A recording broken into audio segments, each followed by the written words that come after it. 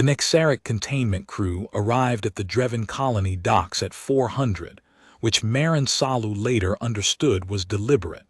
People who come before dawn are counting on you to be slow. Maren was 10 years old. She was not slow. She heard the crawler engines through the wall of her bunk and was up before the sound finished crossing the room. The window looked out over the lower loading yard, and what she saw when she pressed her face to the cold glass stopped her breath for 2 full seconds. 6 Nexaric vehicles in the yard. A portable containment rig already extended. Handlers in gray and orange livery moving with the efficiency of people who had done this before and expected it to be easy. And in the center of the yard, Velu. The colonists called her a Shal-Veth. The Nexaric resource catalog listed the species under Commercial Acquisition Class IV, which meant something different from what it sounded like. A Shal-Veth at full growth stood 4 meters at the shoulder and moved on 6 limbs, the rear 2 broader than the front 4. The body was covered in overlapping plates, not scales, not armor, something between the color of deep-sea pressure glass, dark blue-gray on the surface and luminous underneath. A slow bioluminescent pulse that ran from the base of the skull to the tips of the hindmost limbs like a tide keeping its own schedule. The eyes were positioned wide on either side of the flat-topped head, and in the dark they caught light and held it the way a still lake holds a moon. Velu had come to the colony when Maren was 3, not purchased, not captive, simply arrived. She had walked out of the northern ridge forest one autumn morning and sat down in the lower pasture as though it were something she had decided. She stayed because she chose to, and what she chose to stay near, specifically, was Maren. The colonial biologist had theories. Maren had found them beside the point. Velu knew her own reasons. She dressed in the dark and went out the back before her parents were awake. The yard was lit by crawler work lights in the cold glow of the portable rig, and by Velu herself. The bioluminescent pulse was running fast, not the slow, deep tide of rest, but the quick, shallow rhythm she used when something was wrong. Her 4 front limbs were planted wide, head low, and she was not making a sound. This alarmed Maren more than any sound would have. Velu made sounds at everything that bothered her. Her silence now was the silence of an animal that had recognized something and was still deciding. The lead handler, credentials chip on her collar, comms unit in her hand, turned and looked at Maren with the flat attention of someone who had anticipated exactly this. "Colony child, go back inside." "That's Velu," Maren said. "She's a resident animal of Dreven colony. She's not on any commercial transfer register." "She is now." The handler held up a documentation scroll. Class IV Commercial Acquisition Order issued through the Outer Reach Licensing Bureau 6 weeks ago. Your colonial authority received notification. My father is the colonial administrator. I know. Maren looked at Velu. The pulse was faster. Velu's wide-set eyes had found her, the caught-light quality of them moving from the handlers to Maren and staying. "She knows I'm here," Maren said. "That's why we're doing this at 400, the handler said, and turned back to her comm unit. The suppression field activated. The low-frequency field hit Velu's motor system and her 6 limbs buckled simultaneously. Not a collapse, more a controlled lowering, a body overriding its own signals. She went down onto her front plates with a heaviness that shook the yard. Her bioluminescent pulse cut out, came back, cut out again, flickering in the wrong rhythm. She did not make a sound. She was looking at Maren. Maren did not look away. "Class IV respond quickly," the lead handler said to her team. 10 minutes to sedation, then we load." Maren stood in the yard and memorized the transfer identification codes on the side of the crawlers. She had a good memory. Her teachers said it was her best quality. She went back inside. Her father was already in the kitchen, looking out the window. He did not turn around. "You knew," Maren said. "Notification came 6 weeks ago. I filed a challenge through the Colonial Charter office." He set his mug down. They responded last week. Filing window was closed. Where are they taking her? Maren. Where? He looked at her. Nexaric's processing facility at Veth Station. 3-day transit on a commercial hauler. She'll be held pending classification.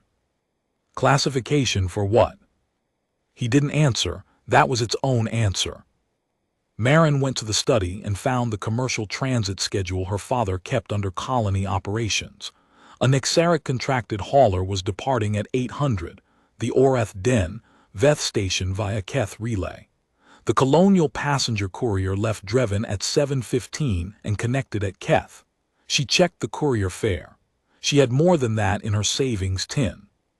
She packed a bag that fit under an airline seat. Her mother stopped her at the door. You can't stop a Class IV acquisition, her mother said. I can follow one. Maren adjusted the strap. If something happens to Velu in transit, someone from the colony should be there to make a statement. Dad can file a new challenge. There's a Colonial Charter provision for animal welfare incidents during commercial transit. She had found it on page 9 of her father's charter, filed in the study. It requires a colony member witness. Her mother stood in the doorway for a long moment. Your father needs to be here to file the challenge. Not me, Maren said. Her mother's expression changed to something quieter. Keth Relay has a communication hub. You call from there. I will. She let Maren go. The courier was mostly empty, 3 traders and a survey crew, none of them interested in a 10-year-old traveling alone. Maren found a window seat and watched the dock fall away. Somewhere in a Nexaric cargo container below, Velu's bioluminescent pulse was running in a rhythm she could not see. At Keth Relay she had 2 hours. She called home, then walked the commercial section until she found the Oreth Den on the departures board. Cargo hauler, Bay 17, delayed 30 minutes for a manifest reconciliation. She went to Bay 17. A Nexaric logistics coordinator and a relay clerk were working through transfer documentation at a desk outside the bay. The cargo door was not fully closed. Through the gap she could see the hauler's hold, tall ceilings, magnetic pallet locks, and the containment unit sitting in the center, a reinforced mobile cell the size of a small building. And the light. The bioluminescent pulse was visible through the ventilation panels, slow, deep, blue-gray and steady, the resting rhythm. Velu was calm. Maren stood at the bay entrance and breathed. She had expected to be afraid. She was not afraid. She was paying attention, which was different, and the difference mattered. Bay is off-limits to non-crew, the coordinator said. I'm from Dreven Colony. I'm the colony's animal welfare witness. I need to verify live cargo conditions under Colonial Charter Provision 17C before the manifest is finalized. Provision 17C requires a colony-appointed representative. We'd need documentation. My father is the Dreven Colonial Administrator. He filed a challenge to this acquisition 6 weeks ago. The challenge created a welfare oversight record, which makes me an authorized representative. You can verify it through the Outer Reach Licensing Bureau, filing number ORL 7749 Dreven. She had memorized it from the handler's documentation scroll in the yard. The coordinator entered the number. The failed challenge was still on record. Failed challenges stayed on record 30 days. The challenge was denied, he said. The welfare oversight record is separate from the challenge outcome. Provision 17C, if you don't have the charter language, it's in the ORL record you're looking at. He looked at the record for a long moment, 20 minutes, then we're filing and departing. The containment cell was enormous up close. She walked around it once, checking the ventilation panels and the climate readings, temperature, atmospheric composition, humidity, all within the tolerances she had memorized from her father's commercial transport guidelines. On the second panel at the level of her head was a small viewport. She stood in front of it. The light shifted inside. The bioluminescent pulse changed slower than rest, something lower, the tide coming in, and the broad flat-topped head moved in the cell's dimness, and the wide-set eyes found the viewport, found her. "Hi," Maren said, quietly, the way she always talked to Velu, as if they were in the middle of a conversation that had been going on for 7 years. Velu's eyes held the viewport. The pulse ran slow and deep. The color shifted, not the cold blue-gray of the resting state, but something warmer underneath, amber-tinged, the way a tide looks when the sun hits it from the side. Maren put her hand flat against the panel. It was cold. The light on the other side changed. Velu moved her head until the broad, flat top of her skull rested against the interior of the panel, directly opposite Maren's hand. Not pushing, just present. The bioluminescent pulse slowed to the rhythm Maren knew best, the one from late evenings in the lower pasture when the colony lights were going off one by one and neither of them was going anywhere. The 20 minutes passed. Maren was escorted out by the coordinator, who watched her go with the expression of a man revising a calculation he had thought was simple. She went back to the communication hub and filed an animal welfare incident report, not because conditions were out of tolerance, but because the report would require Nexaric to disclose Velu's welfare status at the next port of call. This was Provision 17D, page 11. It required disclosure to the colony of origin. She had not gone into the hold expecting to find Provision 17D useful. She had gone into the hold to see Velu. The provision was simply what the charter said was available, and Maren had read the charter carefully enough to know that available and used were different things, and the difference was usually someone deciding it was not worth the trouble. She called home. Her father answered on the second ring. "Velu is calm, conditions within tolerance. I've filed a 17D welfare report. You need to file a follow-on challenge citing the oversight record." A long pause. "The follow-on window opened when you filed the report. I can file within 6 hours.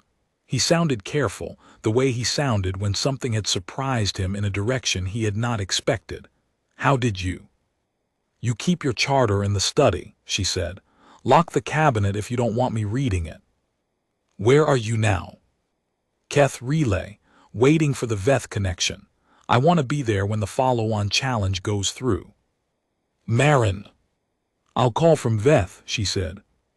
The Nexaric processing facility at Veth Station occupied the lower tier of the commercial district, bonded warehouses reinforced and rebranded in gray and orange, security presence heavier than the rest of the station needed.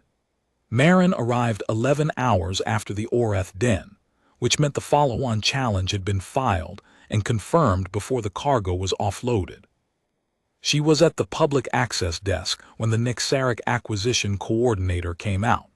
He was broad-shouldered, clean uniform, and he had the expression of someone who had spent the morning being telephoned by people he had not expected. "The follow-on challenge is under review," he said. "That doesn't affect current custody. The welfare report requires disclosure of Velu's current condition to Dreven Colony. Current custody conditions are on record. The Colonial Charter Oversight Office reviewed the report this morning. She had sent them a copy from Keth Relay. They've opened a secondary review." He looked at her. She was 10 years old, carrying a bag that fit under an airline seat, and she had been generating charter paperwork since 800. "Who is helping you with this?" he said. "No one." This was mostly true. The charter language was her father's, the filings were hers. He looked at her a moment longer. "The animal is in holding bay. See, we can arrange a supervised welfare check." She nodded. The welfare check was supervised by 2 Nexaric employees. A Veth Station welfare officer who appeared to be enjoying the situation more than the coordinator was, and a Colonial Charter representative connected by LiveLink, who was asking the coordinator questions in a tone suggesting his morning would continue in this direction for some time. Bay C was large. The containment unit sat in the center, ventilation panels glowing with the slow bioluminescent tide. Maren walked directly to the viewport. The light shifted, the rhythm changed. She watched the wide-set eyes find her through the panel, watched the pulse slow to the evening rhythm, the low, deep amber-edged tide that meant patience and presence and no intention of going anywhere. Behind her, the coordinator was explaining the acquisition's legal basis to the welfare officer, who was not impressed. The charter representative on the live link was noting that a 7-year co-residency with a colonial community constituted documented habituation under subsection 4 of the Class IV Review Guidelines, and that subsection 4 required a habitat assessment before custody could be finalized. None of this was guaranteed. The challenge could fail again. The review could take months. Maren stood at the viewport and looked at Velu's eyes looking back at her, the bioluminescent pulse moving in its slow, deep tide. And she thought about the lower pasture at Dreven, with the colony lights going off one by one, and about a Shal-Veth who had walked out of the northern ridge forest one autumn morning and sat down in the lower pasture and waited, apparently, for the rest of it to sort itself out. 7 years of that patience, the certainty of something that had made a decision and did not need to revisit it. Maren sat down on the floor of Bay C with her back against the containment unit, legs crossed, and the bioluminescent pulse moved against the panel behind her, slow and warm. She had charter provisions 9 through 14 still to read. She took the document out of her bag and opened it to page 9. She had time,